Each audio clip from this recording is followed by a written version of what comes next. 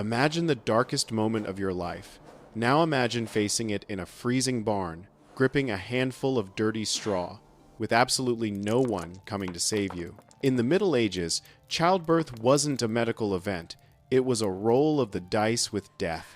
For thousands of women, this gamble was taken in total isolation. No midwife, no hot water, no comfort. Just the primal, tearing agony of the body turning itself inside out. The wind crept through the gaps in the wood, carrying the sounds of distant animals but no human voice. In that moment, the universe shrank to pain, breath, and the terrifying question, will either of us make it out of this alive? The silence of these births is deafening. History books tell us about kings dying in battle, but they rarely mention the peasant girl bleeding out on a dirt floor, biting through a piece of leather to keep from screaming. This wasn't just natural childbirth, it was a horror story. Without modern medicine, a simple complication like a breech baby or a hemorrhage wasn't a medical emergency, it was a death sentence. And when you are alone, that sentence is executed slowly, painfully, and without a single witness. The only record of her struggle might be a small stain on a forgotten floor or a rumor whispered once and then lost. Her entire existence and that of her child could vanish between one sunrise and the next. But what actually happens to the human mind and body when it is pushed past the brink of endurance in the dark? To understand the true terror of these women, we have to look at the tools they didn't have and the crude, terrifying ones they used instead. When the labor pains started, the first enemy wasn't the baby, it was the environment. A medieval hut or barn was a petri dish of infection. The floor was packed, dirt, and animal waste. The bed was often a pile of old straw infested with fleas. In this filth, a woman had to perform the most delicate biological miracle.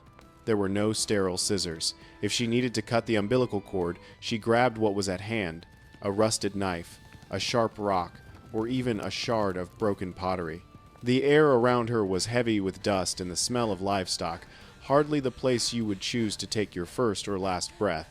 Every object within reach was as much a threat as it was a tool. Think about that.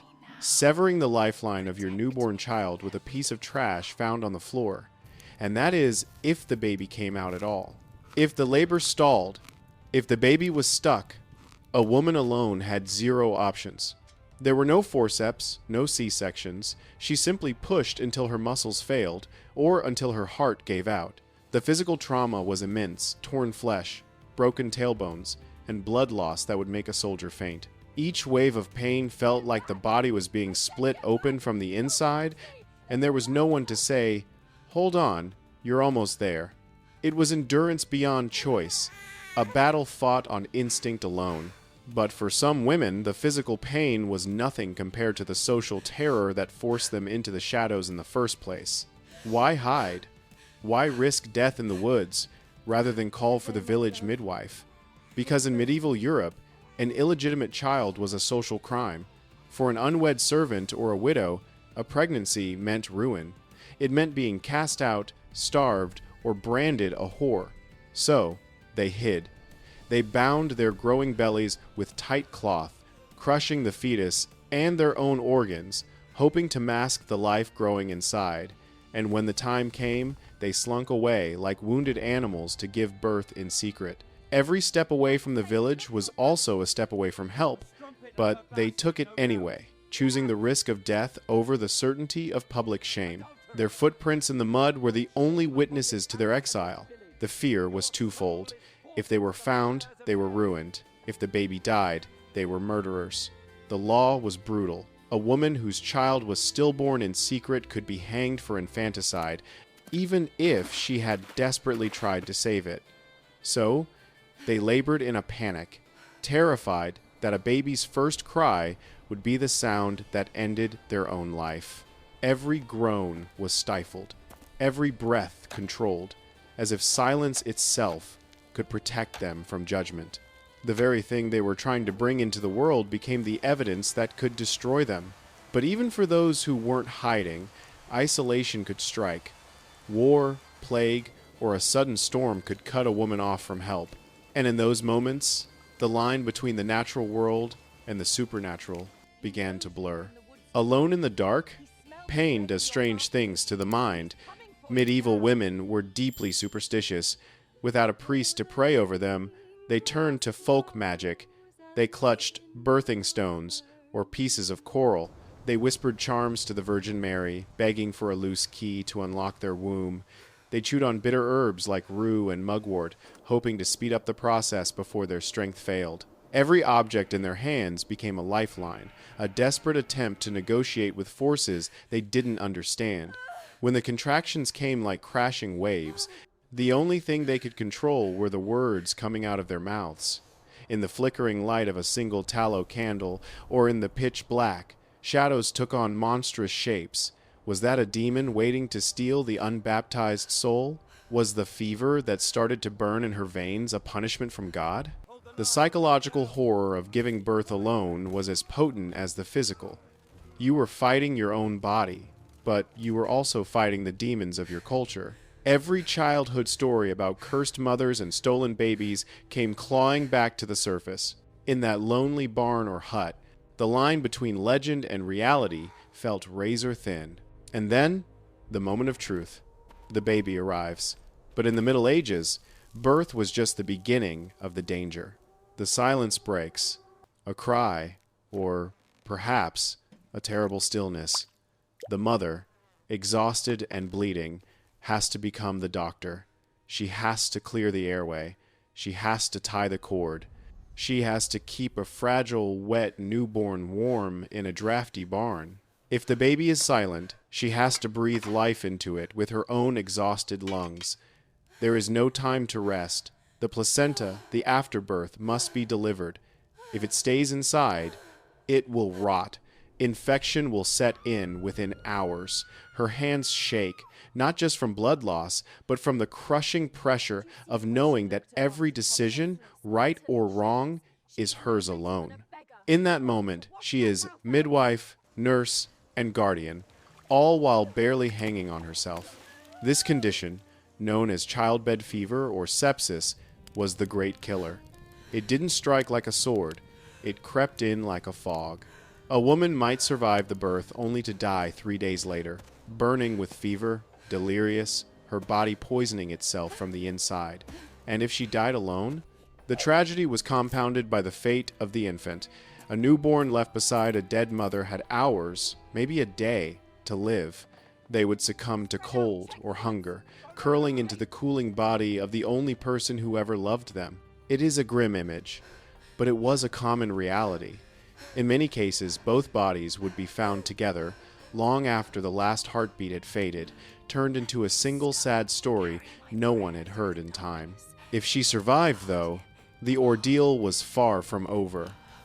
In many ways, her next battle was with the living, not with death. If she survived, she wasn't a heroine. She was a suspect. A woman walking back into the village with a baby and blood on her skirt faced an inquisition. Is it yours? Is it a bastard? Did you kill it? The judgment was swift. Unwed mothers were often barred from the church, denied charity, and forced to live on the fringes of society. The child, if it lived, was a changeling or a bastard, marked for a life of misery. Every glance from a neighbor could feel like an accusation, every whisper like a verdict. Survival meant stepping back into a world eager to punish her for still being alive. The physical recovery was a lonely road, too. Prolapse, incontinence, chronic pain, these were the secret burdens women carried for the rest of their lives. There was no physical therapy. There was just the field, the loom, and the water bucket. You strapped the baby to your back, and you went back to work, bleeding into rags stuffed between your legs. The body that had just done the hardest work it would ever do was given no time to heal, only more labor. Pain became background noise, something you learned to carry like a hidden weight. But what of those who didn't make it back? What happened to the bodies found in the woods or the ruins? They became the ghosts of the landscape. Women who died in childbirth alone were often denied a Christian burial, especially if the child died unbaptized inside them. They were buried in unconsecrated ground, the unhallowed corner of the graveyard, or simply in a shallow pit near where they fell. No marker, No name, just bones, returning to the earth. Their stories dissolved into folklore, twisted into warnings instead of memorials. The real woman, with fears and hopes, disappeared behind a moral lesson. This erasure is the final insult. These women fought a battle as intense as any knight, but they received no glory. Their names vanished from the parish records. Their stories were whispered as cautionary tales to scare young girls. Don't stray, or you'll end up like her. They were reduced to skeletons found centuries later by farmers plowing fields, a mystery of small bones mixed with larger ones. We dig them up and call them medieval remains, forgetting that each set of bones once had a voice, a favorite song, a secret dream. The ground remembers what the written records chose to forget. It forces us to ask a hard question. How many of our ancestors were born this way? How many strong women broke themselves in silence so that we could be here today? We look at the Middle Ages with a mix of fascination and horror. We see the castles and the armor, but the real history is in the gaps. It is in the silence of the barn at midnight. It is in the resilience of the human body pushed to its absolute limit.